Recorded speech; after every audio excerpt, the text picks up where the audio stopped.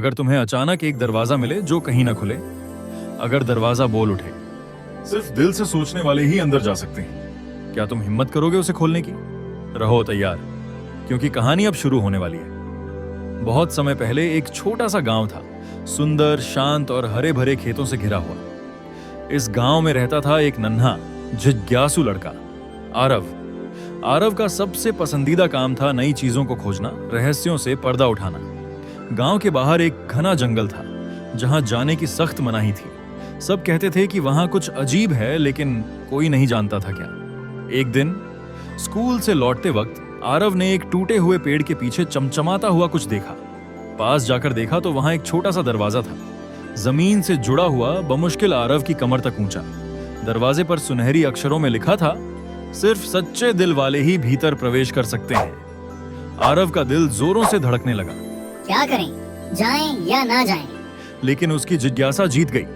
उसने हिम्मत कर दरवाजा खोला, और जैसे ही दरवाजा खुला, सामने था एक चमचमाता जादुई बगीचा। ये कोई साधारण बगीचा नहीं था। यहाँ के फूल गाते थे, पेड़ बातें करते थे, और तितलियां चमकती रेशमी रिबन जैसी उड़ती थी। आसमान गुलाबी था और हवाओं में मीठी खुशबू थी। आरव ने आगे बढ़कर एक फूल से पूछा, ये जगह कौन सी है? फूल ने मुस्कुराते हुए कहा, ये है सपनों का बगीचा। हर वो सपना जो सच्चे दिल से देखा जाता है यहाँ खिलता है। लेकिन तभी फूल ने उसे चेतावनी दी। लेकिन ध्यान रहे, अगर कोई बिना सच्चे इरादे से कुछ लेना चाहेगा तो वह हमेशा के लिए इस बगीचे में फंस जाएगा। आरव ने सिर हिलाया और आगे बढ़ा। उसे आगे एक नीली झील मिली। झील के बीचों बीच एक चमचमाता सेब तैर रहा था। झील के किनारे लिखा था, जो भी सच्चाई से परीक्षा पास करेगा वही सेब पा सकेगा। एक परी प्रकट हुई और बोली, आरव, तुम्हें 3 सवालों का सही जवाब देना होगा। तैयार हो? पहला सवाल, सच्चा दोस्त कैसा होता है? आरव ने बिना सोचे जवाब दिया, जो मुसीबत में साथ दे और खुशी में भी। दूसरा सवाल, अगर तुम्हें सब कुछ मिल जाए लेकिन अपने दोस्तों को खो दोगे तो क्या लोगे? आरव ने तुरंत कहा, दोस्तों को चुनूंगा, क्योंकि उनके बिना सब कुछ भी अधूरा है। तीसरा सवाल, अगर किसी अनजान को मदद करनी हो लेकिन खतरा हो तो क्या करोगे?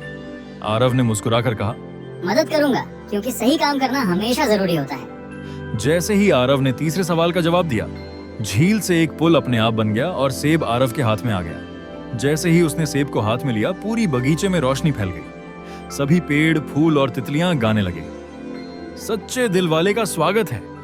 पर कहानी यहीं खत्म नहीं हुई थी। एक गुफा से एक काला धुआं उठने लगा। एक दुष्ट जादूगरनी जाला बाहर निकली।